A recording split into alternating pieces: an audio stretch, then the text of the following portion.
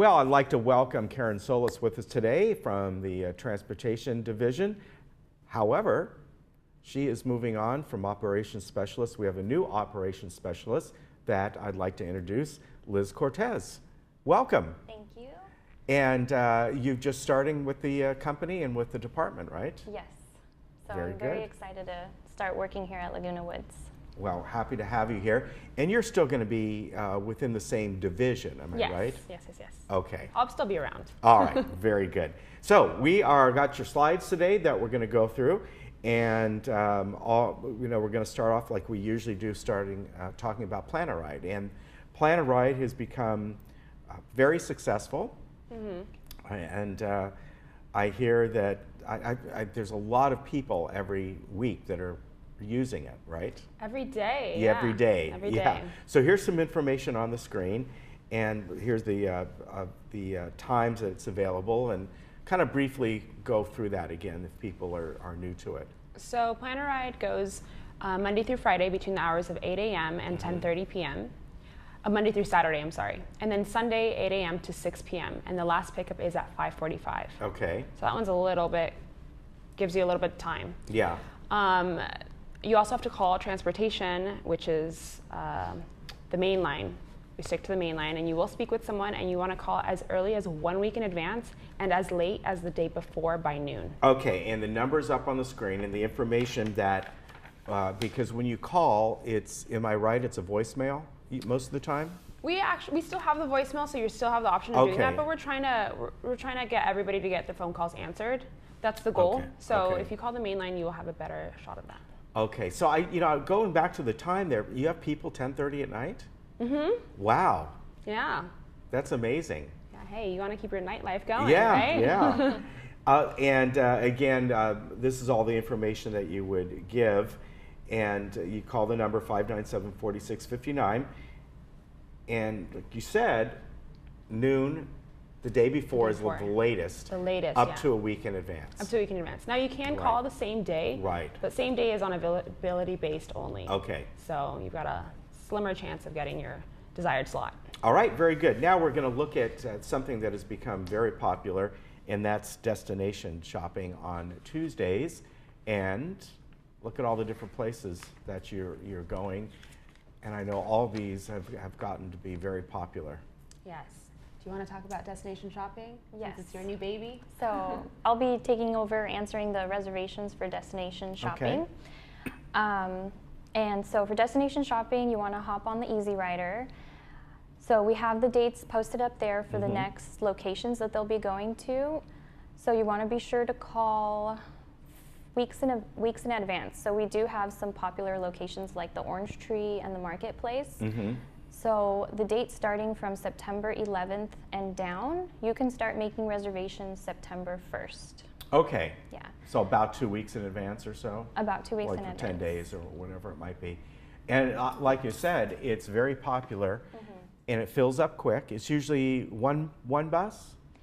It is one bus, but it has 2 times. So one bus will start at 10 a.m. and then another bus will come at 11 a.m. So there's 2 times. Oh, okay. So that gives you some opportunity there. Yeah. And people get, what, a couple hours at the location, or just depending on the location?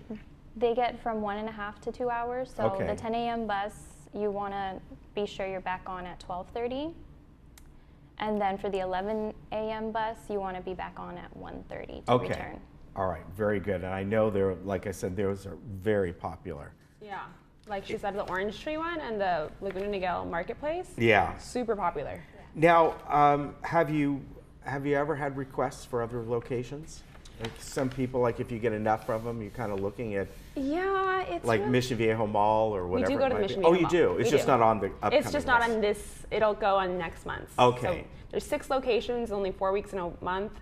So some of them get cut off in a month. So we try to make it to all of them, but it goes like off of a rotation. Okay, all right. Now, on coming up, of course, Labor Day is the 3rd of this next month, on the September 3rd, a little bit earlier than what it usually is. It's always the first Monday. And you only have the bus service running will be Plan a Ride, so you got to plan. right? Yes. Yeah. It's not, because it's the Monday, people sometimes forget, and so we just want to remind and let them know to make the rides scheduled at least by Sunday. Okay. Yeah. Yeah, so definitely do that. And that's coming up soon, believe it or not. It's right around the corner.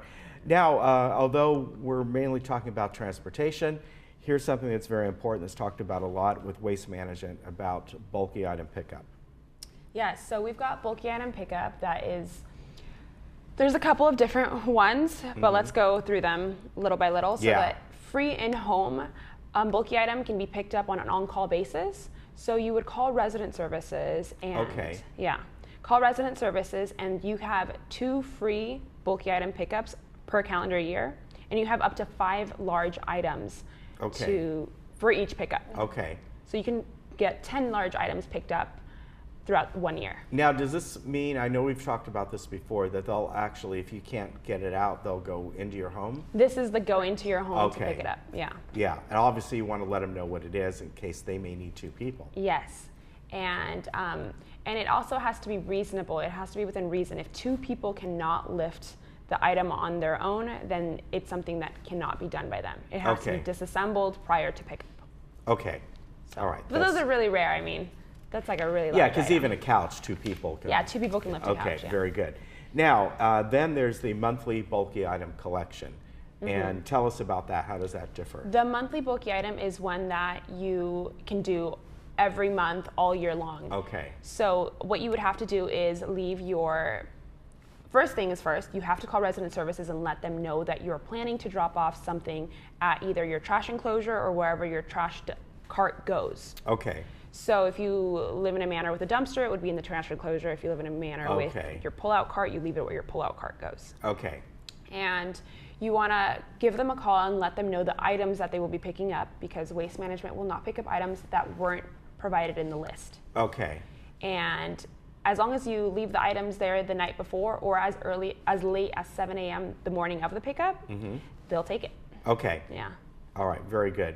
Now, on the next slide, we're going to show bulky item materials that are accepted. And when we talk about this again, if it's on the monthly, you have to put them out. Am I right? Yes.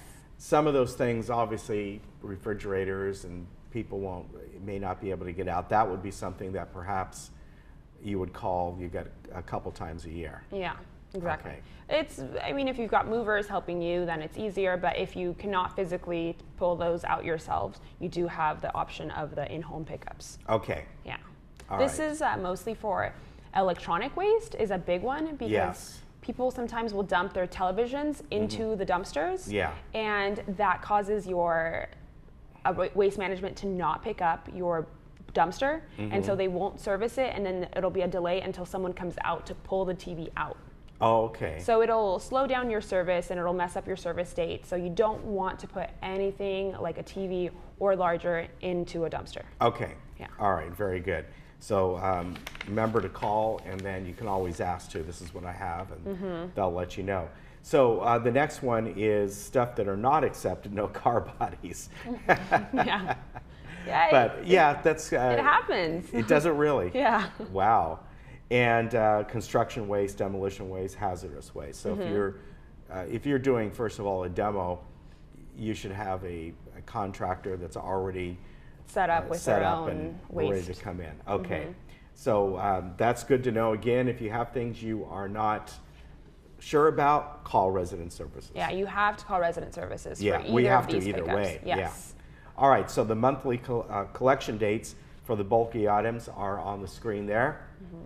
And they need to call the day before or several days before, or? No, you should call like a week before. A week before, Yeah, okay. at the minimum, because Okay. resident services has to be able to schedule that, so waste management can make their schedule to pick up those items. Okay, all right, Yeah. very good. Now, hazardous waste is always a big issue, and we know that the city does hazardous waste certain times of the year as well. Yes. And this is what waste management works with Laguna Woods. So waste management will pick up on a door-to-door collection, or on your curbside. If you just leave it outside your home, they will pick it up, but you do have to schedule with them. Okay. That is directly through waste management. Okay. So you call that number, and they will schedule it, and that way you can get rid of like paints and oils and stuff like that. Yeah, the next slide, here it is. Here's all the things that you can get rid of safely. And as I said, the city, if you're able to take these, I know the city has certain times of the year, well, they do this themselves, which is nice. Yeah. So if you're able to pack these up and take them somewhere, you can do that. But if you can't, that service is provided for you. And I believe that there's places like places where you take specific batteries to as well. Yeah. Along with the city. Yeah. That's not really with waste management, so. Okay, yeah, your batteries can be, I'm not sure, I think the city will take them. Yeah. Yeah. I'm almost positive they will. And if you have like the lithium batteries that connect to power tools, I believe Home Depot will take those back. I'm almost positive. Yeah, I think that, in fact, I think they have a bin where you can just drop them in. I think that's kind of part of a state law, where if you sell those items, you have to take them back. I know, like the Lowe's near me has a big bin. Just drop them off? Yeah, you know, the big, really power pack batteries. Yeah, you just throw them in there. So I think Home Depot does it too. I don't use very many power tools. Yeah, so you can check that out too. All right, thank you very much. Right. Nice to meet you. Likewise. And I know Thank you, we'll be Ken. seeing more of you, and we'll probably see you now and then as well. Yeah, now and then. I'm excited for her to do this though. All right, very good. Good to see both of you, and we'll be right back. Thanks.